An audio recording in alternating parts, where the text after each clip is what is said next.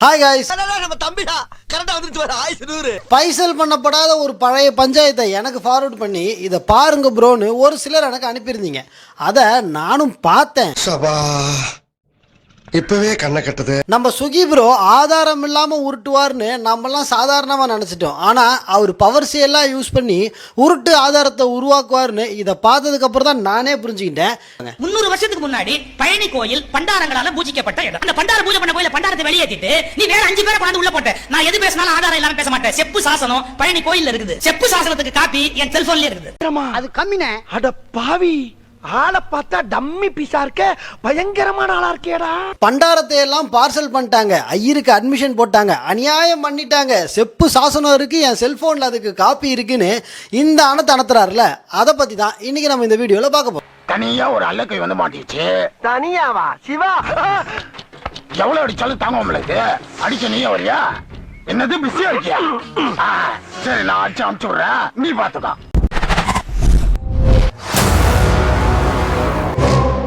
First நம்ம தலைவனுடைய இந்த உருட்டை கேட்டுட்டு வாங்க. திருமலை நாயக்கருடைய தலவாய் ராமப்பையர்னு பேரு. பழனிக்கு கோயிலுக்கு போகும்போது அவருக்கு ஜாதி இடிக்குது. என்ன இடிக்குதுன்னா, நான் வசந்த ஜாதி, இந்த பண்டாரம் தாழ்ந்த ஜாதி, இவங்கிட்ட நான் விபூதி எப்படி வாங்குவேன்? அந்த பண்டார பூஜை பண்ண கோயில பண்டாரத்தை வெளியேற்றிட்டு நீ வேற 5 பேரை கொண்டு உள்ள போட்ட. நான் எது பேசினாலும் ஆதாரம் இல்லாம பேச மாட்டேன். செப்பு சாசனம் பழனி கோயில்ல இருக்குது. செப்பு சாசனத்துக்கு காப்பி என் செல்போன்ல இருக்குது. என்னையா ஓவரா பேசுறானே தவிர பாம்ப வெளிய விட மாட்டேங்கிறானே. திருமல நாயக்கருடைய தலவாய் பழனியில் இருக்கக்கூடிய பண்டாரம் சமூக மக்கள்லாம் தாழ்ந்த ஜாதி, அவங்க கையால திருநீர் வாங்க கூடாதுன்னு அவங்க எல்லாரையும் தூக்கி வெளியே போட்டுட்டாராமா. அதுக்கு ஆதாரம் நம்ம சுகி ப்ரோ கிட்ட இருக்குதாமா. செப்பு சாசனத்துக்கு காப்பி என் செல்போன்ல இருக்கு. யோ, காலையில இருந்து இதே தான் சொல்லிட்டு இருக்க. பாம்ப வெளியடியா பாப்போம். நம்ம சுகி ப்ரோ சொன்ன அந்த செப்பு சாசனத்தோட காப்பி என்கிட்ட செப்பேட்டை நான் ஃபுல்லா படிச்சிட்டேன். இதுல பண்டாரம் தாழ்ந்த ஜாதின்னு அவங்க தீண்டத்தகாதவங்க, அதனால அவங்க கையால திருநீர் வாங்க கூடாது அப்படின்னும் இல்லீங்களே. இவ்வளவு ஏன் பூஜை பண்ணவரு எந்த கம்யூனிட்டினே இதுல போடல. அதெல்லாம் ஒண்ணு எழுதலைங்க. நம் ராஜதந்திரங்கள் அனைத்தும் வீணாகி விட்டதே. இன்னும் பயிற்சி வேண்டுமோ? கீரை குழம்புக்கு சைடிஷா கிரீம் பிஸ்கெட்டை வச்ச மாதிரி இவர் ஓட்டுன பிட்டுக்கும் இதுல இருக்கிற கண்டென்ட்டுக்கும் சம்பந்தமே இல்லை. அப்புறம் ஏன்டா? ஏன் போடா, போய் துவங்கலேண்டா. இதுல என்னதான் போட்டிருக்கு அப்படின்றத நானே படிக்கிறேன், கேளுங்க. அங்க பூஜை பண்ணிட்டு இருந்த ஒரு பேரு பாத்திர சுவாமி, அவருடைய விருப்பத்தோட அண்டர்லைன், அவருடைய விருப்பத்தோட குமாஸ்தாவா ஒரு 5 பேரை அப்பாயின்ட் பண்ணோம்னு போட்டிருக்கு. இது மட்டும் கிடையாது, இதுக்கு அடுத்த லைன்லயே பூர்வமா இந்த ஸ்தலம் புலிப்பாணி பாத்திர உடையாரை சார்ந்தது, சிவபிராமணால் 5 பேருக்கும் இது காரணஸ்தலம். அதாவது கோயில் அவருக்கு தான் சொந்தம், அரசாங்கத்துக்கு அவசரத்தில் உண்மையை சொல்லிட்டேனே. அந்த அப்பாயின்மெண்ட் 5 பேருக்கும் கோயில் சொந்தம் இல்லை அப்படின்னு போட்டிருக்கு. நீங்க தெரியாமலாம் பண்ணல, நீங்க தெரிஞ்சுதான் பண்றீங்க. பயங்கரமா நல்லா தான் இருக்கீங்க. வாழ்த்துக்கள். அது என்ன டைலாக்? அது பாவம் பூஜை பண்ணிட்டு இருந்த பண்டாரத்தை எல்லாம் கோவிலை விட்டு அடிச்சு விரட்டிட்டாங்களாமா. 300 வருஷத்துக்கு முன்னாடி பாவம் பண்டார பூஜை பண்ணிட்டு இருந்தவங்க எல்லாம் கோயிலை விட்டு வெளியே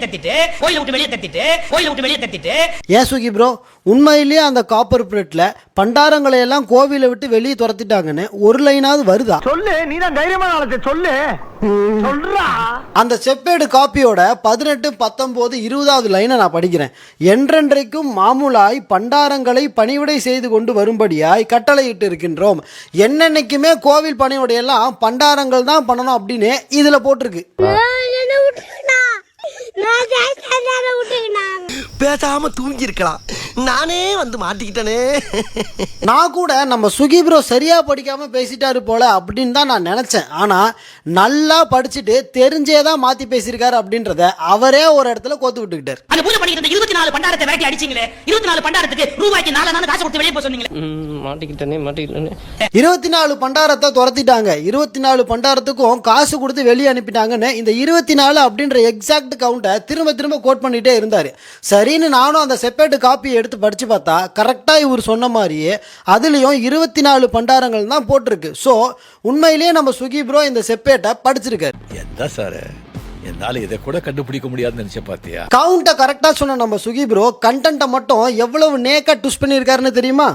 பண்டாரங்கள் 24 பேரும் மாமூல் வழக்கப்படிக்கு வகைரா கட்டளை முதலானதெல்லாம் என்றென்றைக்கும் பணிவிடை செய்து கொண்டு வரும்படி கட்டளையிட்டு இருக்கிறோம் அப்படின்னு இதுல போட்டிருக்கு. இவர் என்ன சொன்னாரு? அந்த பூஜை பண்ணிட்டு 24 பண்டாரத்தை வேட்டி அடிச்சீங்களே, எழுத்தாணி எடுத்து ஏத்துறதுக்குள்ள ஓடிரு. என்னிடம் வராதீர்கள் தம்பிகளே. சரி சரி சரி வகுந்து விடுவேன். சரிங்க சரி எழுத்தாணியை சங்கிலே குத்தி விடுவேன். கோபப்படாதீங்க. செல்லுங்கள் தோழர்களே. சரிங்க சரிங்க எந்த ரெஃபரன்ஸ்ல அவங்க அங்கதான் இருக்கணும்னு போட்டிருக்கோ அதே ரெஃபரன்ஸே காட்டி அவங்கள அங்கிருந்து வெளியே அனுப்பிட்டாங்க அப்படின்னு பச்சையா உருட்டிட்டு இருக்கு. லேசா புழுனாவே கண்டுபிடிச்சிடறாங்கல. ஆனா தமிழ்நாட்டுல மட்டும் நமுத்து போன பொரியை கூட நம்ம தலையில கட்டுறதுக்கு ஒரு சூப்பர் டெக்னிக் ஒன்று இருக்குல்ல, அதையும் தலைவன் தெளிவா பயன்படுத்தி இருக்கு. பயப்பிடிச்சிட்டான்.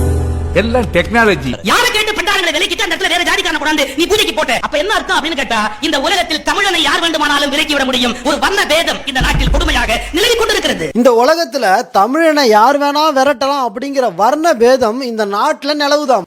பரம்பரை இதே புரிய வைக்கிறீங்களே, இன்னும்டா நமக்கு போகாம இருக்குது. ஏன் சுகி ப்ரோ, நீங்க சொன்ன அந்த செப்பேடு படி யாரையுமே கோயிலை விட்டு வெளியே விரட்டல. புதுசா அப்பாயின்ட் பண்ண 5 பேருமே ஈரோட்ல இருந்து வந்தவங்க தான் அப்படின்னு அதுலயே போட்டிருக்கு. இதுல தமிழை எங்க அஃபண்ட் ஆயிட்டான்னு உட்காந்து ஒப்பரி வச்சிட்டு இருக்கீங்க. ஊருக்குள்ள போய் காட்டு பாருங்க.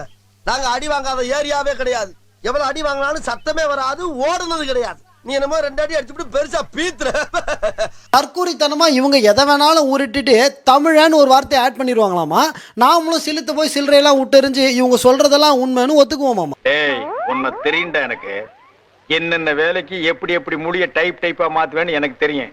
இதெல்லாம் நம்ம கிட்ட வேண்டாம் மகனே. காப்பர் பிளேட்ல இருக்கிற கண்டென்ட்டை கன்ஃபியூஸ் பண்ணி விட்டது பத்தாதுன்னு போற போக்குல எவ்வளவு பெரிய மேட்டரை நம்ம மண்டையில சொருகி விட்டு போறாருன்னு நீங்களே பாருங்களேன். அது போகரால பிரதிஷ்டை பண்ணப்பட்ட சிலைன்னு தலைவரலாறுல இருக்குது. சித்தர்கள் மரபுல ஆகமும் கிடையாது. சித்தர்கள் மரபுல ஆகமும் கிடையாது. சும்மா எதுக்கட்டாலும் ஆகமா படிக்க தெரிஞ்சா படி.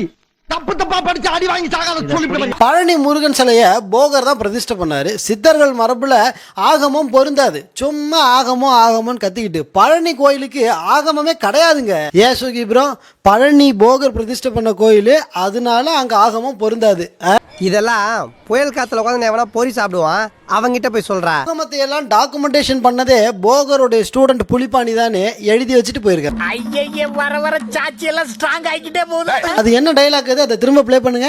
சித்தர்கள் மரபுல ஆகமும் கிடையாது. சித்தர்கள் மரபுல ஆகமும் கிடையாது. சித்தர்கள் மரபுல ஆகமும் கிடையாது. சித்தர்கள் மரபுல ஆகமம் கிடையாது. திருமூலர் சித்தர் தானே. திருமந்திரம்ல அவர் என்ன சொல்லியிருக்காருன்னு தெரியுமா? பேர்லாம் எனக்கு தெரியாது. பேர் கூட தெரியாம அது கூட தெரியாம என்ன மானாவுக்கு அடி நாள்தோறும் சிந்தை செய்து ஆகமம் செப்பலுற்றேன்.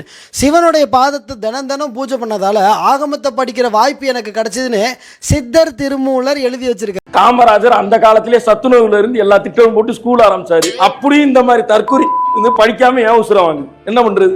இது மட்டும் இல்ல, வேதமோடு ஆகமம் மெய்யாம் இறைவன் நூல். வேதமும் ஆகமமும் கடவுளுடைய புக்கு அப்படின்னு மறுபடியும் உங்களுக்கு படிச்சிருக்கு. இது வெறும் 2 லைன் சாம்பிளுக்கு தான் சொல்லியிருக்கேன். இந்த மாதிரி ஏகப்பட்ட இடத்துல ஆகமத்தை பத்தி சித்தர்கள் பாடியிருக்காங்க. அது எல்லாத்தையும் சொல்லணுமா? என்ன நம்ம பேசுறா ஏதாவது பேசுறா